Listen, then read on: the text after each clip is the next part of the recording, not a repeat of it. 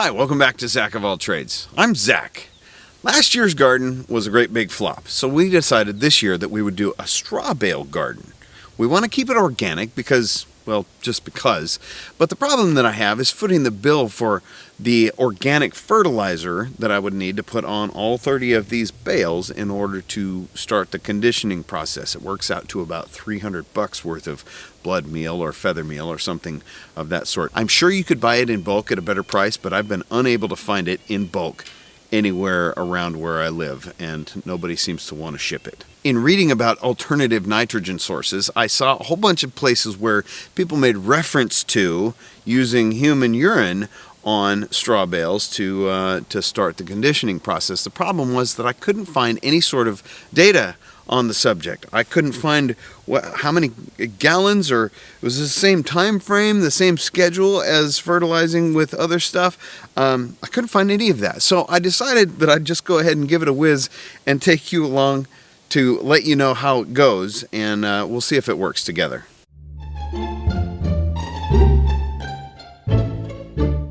If you're not familiar with straw bale gardening, the basic premise is this. If a straw bale gets wet, it will start the process of becoming effectively compost. Stop. I have to make a disclaimer. This is not to be taken as an instructional video.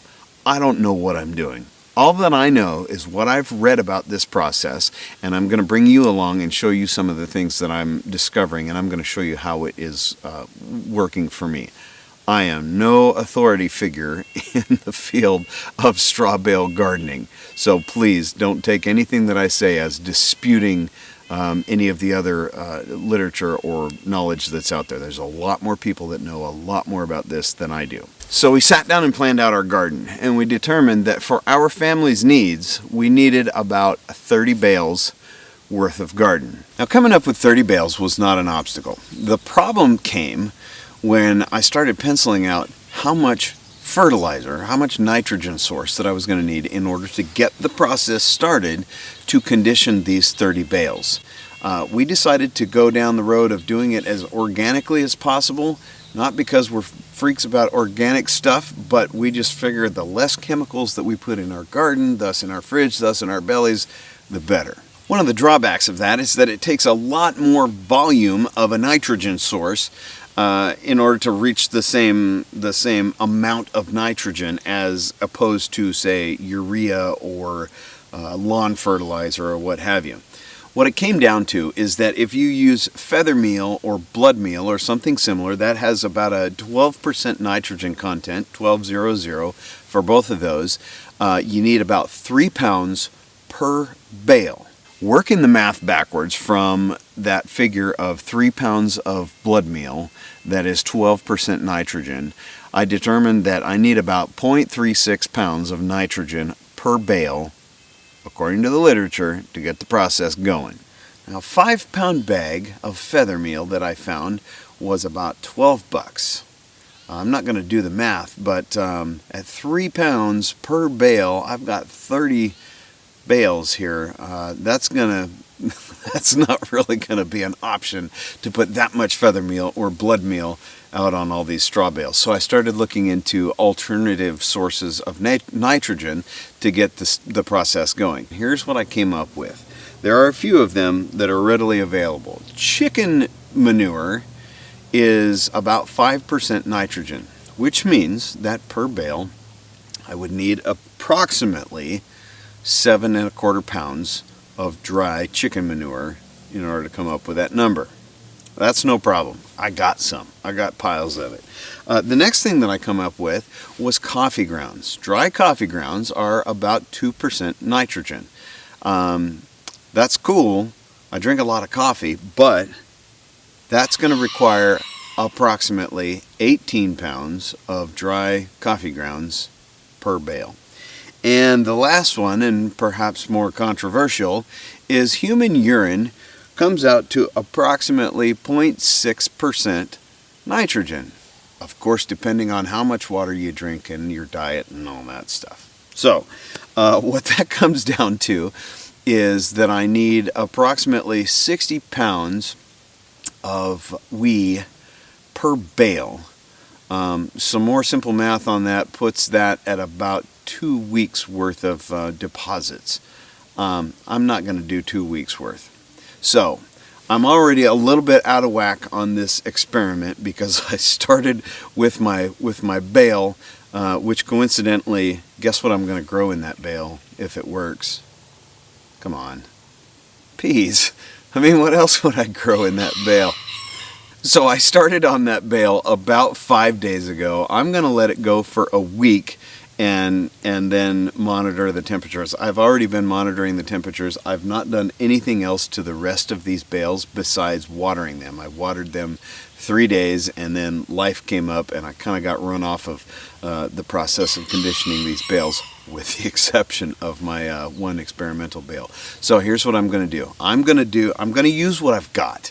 I'm going to use a shovelful maybe of chicken manure on a couple of bales.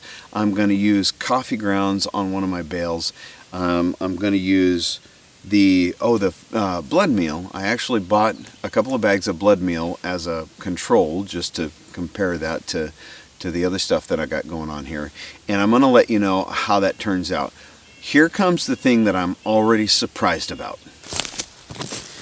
This bale here on the end is my pea bale. I started working on this bale about, like I said, about 5 days ago.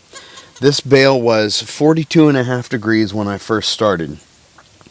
As of right now, wow, it's climbed up even more than it was a little while ago. As of right now, this bale is 96.3, maybe 4. Anyway, this bale is 96 degrees already after 5 days of peeing on it. The bale right next door that has had nothing but 3 days of water a number of days ago is at 96 degrees. Now I'm sure somebody out there will say, Zach, perhaps your aim is not so good. Maybe you missed and got the other bale. Let me assure you, I was very careful with my aim to only get the intended bale. And here's the one that really shocked me. This is the 4th bale that has had nothing but 3 days of water a few days ago, and it's at 100.9 degrees. Not possible that I could have missed that bale and got this bale. So here's what I'm finding that is quite surprising to me. That all of these bales, this is another one that's had nothing but water, it's at 84 degrees. All of these bales seem to be at least in the mid-80s, most of them 90 or better. And this crazy dude over here is at 105.2 degrees with nothing but water. I went and checked my calendar to have a more accurate figure because I keep saying, a few days ago I watered them for 3 days. 10 days ago was when I started watering these bales. So I watered them 10 days ago, 9 days ago, and 8 days ago. So they've had a week to sit and simmer. We're 10 days into the process. My pea bale's at 96 degrees, and you know, obviously there's some variance in the content of the straw bales, that some of them are going to have endured different conditions throughout their life. But this guy is 105 degrees on water. So here's what I'm going to do. I'm going to go ahead and put on what I have. This is the whole point of this, is to use what I have to try to get it done without spending, you know, hundreds of dollars on blood meal for my straw bale garden. I'm going to put what I have on, and we will document how it works. So onto this first bale, I'm going to put this much, about a shovelful of chicken doo-doo. I did a little bit of research and discovered that kale likes acidic soil, and since the chicken manure is going to make it a bit more acidic, I'll go ahead and put the chicken doo-doo there. On the next bale, I'm going to put 3 cups of dried coffee grounds. Incidentally, beer can, soda can is about 1.5 cups.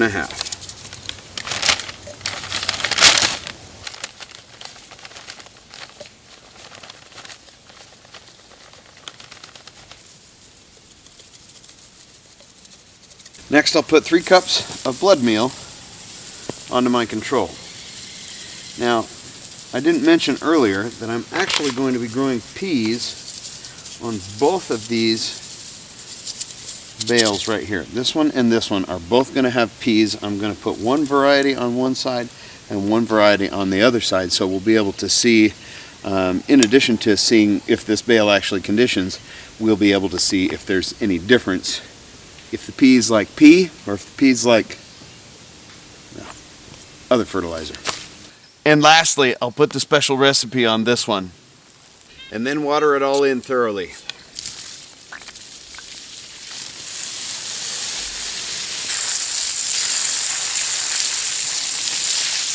So hopefully that's enough to whet your curiosity.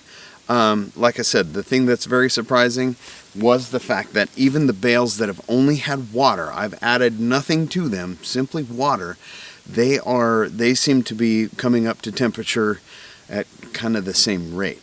So I don't know if I'm missing something, if there's going to be a lack of some sort of nutrients in there when all's said and done. But the bales appear to be conditioning themselves sort of with just water. I'm going to keep real close track of the temperature. Like I said, I've already kind of flubbed this up to make it real scientific, but I'm going to keep track of the temperature and see where it peaks, where it spikes, and I will let you know in the follow-on to this video how it turned out. I appreciate you watching. We'll see you later.